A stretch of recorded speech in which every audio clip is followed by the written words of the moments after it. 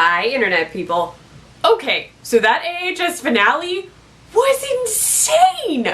Okay, insane is probably not the right word, but it wasn't what I was expecting. So they had teased that there would be a Lana Winters interview, but that's not exactly what happened in the whole episode, which makes sense. You can't really draw out a live interview for that long. So the finale of AHS Roanoke actually started with a faux true crime show. So it revealed that its name was Cracked, very much like the show Snapped.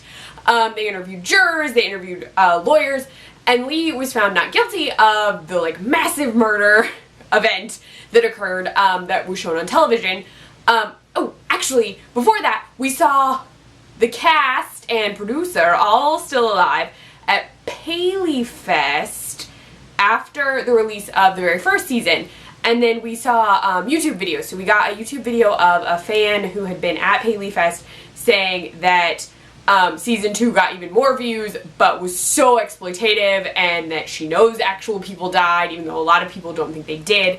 Then we got to see a YouTube video from a Polk. Lot Polk was still alive, is still alive. Films the video. He says that he wants vengeance, so that happens. And then we flash to the true crime stuff. We hear that Lee was found not guilty of the multiple murders, but the prosecutor, after that happened, the jury was deadlocked and nothing happened. Flora did testify against her mother, though, and she's found crazy. Lee's defense attorney finds a way to dispute everything Flora says by saying she made up this friend, Priscilla's not real. Seriously, you see all the ghosts in the show, but okay, whatever. I mean, if Priscilla could testify, I'm sure she would have. So Flora's testimony is basically thrown out, even though she says that she literally saw everything that happened. She watched her father die, she knew everything was going on, but she was hiding and she didn't go to anybody because she knew what was happening. So Lee is actually being brought up in court again, which is why, that happens. She's also found not guilty of that one. But, yeah, sorry. Not guilty of killing her husband or the multiple murders that took place. So not guilty of anything. But Lee is going back to court for a custody hearing, which is actually why she's on Lana Winters' revival show. Lana has been in retirement, so she hasn't actually filmed anything. This is her first show out of retirement. And Lee has turned down interviews with tons of people, but came on this show, and she says, well, I'm here because of what you've been through, and you killed your son, which I was surprised. I wondered if the Winters team sort of brushed that under the rug, or made everyone aware. Because she had mentioned her son before that interview went off the air, but I was curious if they would actually talk about her killing him, in the press. So that was an interesting fun fact. But Lee, during this interview, is informed by Lana that Flora is missing, and she freaks out. She has no idea where Flora is, even though it is a custody hearing. So Lana actually thinks that Flora is in cahoots with her mother, and that Lee is hiding her so that she'll get custody, or that the trial date will get skipped. Before the interview is over, there's an assault rifle. You hear an assault rifle, and Lot appears. Lana tries to talk him down with a speech very similar to her asylum speech, and Lot hits her in the face with the gun. So Lana is down for the count, and then before Lot can do anything else, the police security, SWAT, police, whatever, they come in, they shoot Lot. But we do know that Flora is missing. Then that section of the show ends. We've also heard that Lee wrote a book. She's gone on a book tour, very similar to stuff that happened to Lana. So there's a little bit of crossover between Lee and Lana, a tiny bit. There's connections between the two of them. Then we are jumped to a ghost hunting show called Spirit Chasers.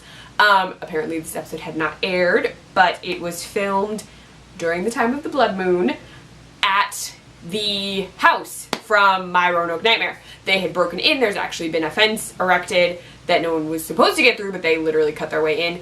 The psychic from the original psychicking, he had actually, the psychic apparently played himself in the reenactments, which I thought was interesting. Or he's a star of the show, so I don't know if he had any psychic powers. It was an interesting, they like brought him, he tried to do the Croatoan thing, which is why I was like, real psychic, fake psychic, what was happening with that? But anyway, he was back, regardless of his psychic powers or not. But while the spirit chasers are there, they're like trying to figure out what's going on, they're investigating, they're examining, then Lee appears, and we find out this was filmed while Flora was missing. I think it's in November 18th. Flora's been missing for 2 weeks. Lee is very sure she's at the house with Priscilla, so she's trying to find her, and the spirit chasers like, we have all this equipment, we can help you find her. Then while they're looking, Piggy Man appears, our fake psychic, says Croatoan, gets slashed. I mean, that spell seemed way more complicated in Murder House. Remember, there was like sage burning and it didn't even work, and you know what I'm talking about. So that happened. Then everyone else is being attacked. So there's a woman and then 2 men from Spirit Chasers. The man gets attacked by the Chens. The woman gets slashed by the butcher. And then our survivor gets shot with a bunch of arrows, as well as a bunch of police also get hit with arrows from the sky. So everyone is dead except Lee and presumably Flora. They've seen Flora's like image, but they haven't seen her yet. They're all dead. Then we do hear Flora. So Flora's in the house and she and Lee are talking. They're in like the attic space. Then we flash to a bunch of like television things. So we see interviews. Dennis O'Hare is back very briefly. We also see an interview with Lana and the press where she said that she and Lee do have very similar experiences and sort of relates the two of them. Like I was saying, they're kind of related. But she totally does not seem impressed with the interview that she's giving at all. She's out of the hospital, she's alive, so that's a nice plus. I'm wondering if this means she'll appear in any other seasons. I'm curious. Back at the house, Lee and Flora are talking. Flora wants to stay and protect Priscilla, and Lee is like, well, you can't do that. Like, the butcher will get you. And Flora's like, well, not if I'm like Priscilla. So Flora literally wants to die to save Priscilla, which apparently murder houses just make you want to die and stay with the ghosts, I guess. Because that's, I mean, it's a murder house, so I guess that's what happens. So Flora wants to die. Lee is like, no, you can't die. Like, no. So Lee actually offers to die to protect Priscilla from the butcher, and then Flora will leave. So they literally set the house on fire. On fire. And, like, Flora gets out before it blows up, but it blows up. I think Lee actually gets shot before the house blows up because she's giving Priscilla a gun. Then the house explodes. Then we see that Lee is with Priscilla, and as Flora is leaving, we see the torches of the Roanoke colony in the distance because the blood moon is still happening. So no idea if anyone except Flora makes it out alive, but I think it was Starry Mag. I don't know who is live tweeting tonight, I'm sorry. But the Starry Mag account did mention that they're like, oh, Lee is totally gonna die if there's only one survivor, which is true. That happened. There was literally only one survivor, and it was Flora. So, nice work. But yeah, no, that was an interesting finale. I was not expecting so many different elements to be involved, because there was the true crime part, and the interview, and the ghost chasing thing, and then like clips of like television shows and stuff, which I actually thought was really cool.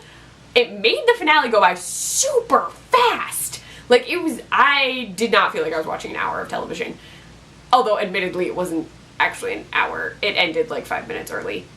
But every episode has ended like early, I think all season. So this was a really interesting season. I enjoyed it. I know it hasn't been everyone's cup of tea, but I have actually enjoyed this season just because it's been a different sort of setup. There's been different elements happening. It's mixed things up on and off throughout. So the 10 episodes went by a little faster for me. In some of the, I have mentioned some of my issues with previous seasons. Freak Show I felt was okay. I watched it as on live and as a binge. The binge was a little better for me, but I did feel like there was some drag in that one, and I feel like there's been drag on and off in some of them. This one literally had no filler. It was just constant stuff happening, so it did go by very quickly. It was the shortest. It was just a nice way of mixing up what was happening in the show. So I'm anticipating a return to a more typical season in season 7, especially with the Coven Murder House crossover. But I did like this season. I would watch this season again. It would be like a quick weekend watch. Yeah, I really enjoyed it. Let me know what you thought of this season and finale below. If you like this video, please give it a thumbs up. If you want to see more of me, please subscribe to my channel. You can find me on Twitter at Kleffnotes, on my blog, kleffnotes.wordpress.com. I write for the Nerdy Girl Express, thenerdygirlexpress.com. I run their Snapchat, the Nerdy Girl EXP, and I post recipes on the iZombie Sport Group site, iZombieSportGroup.com. Bye, Internet people.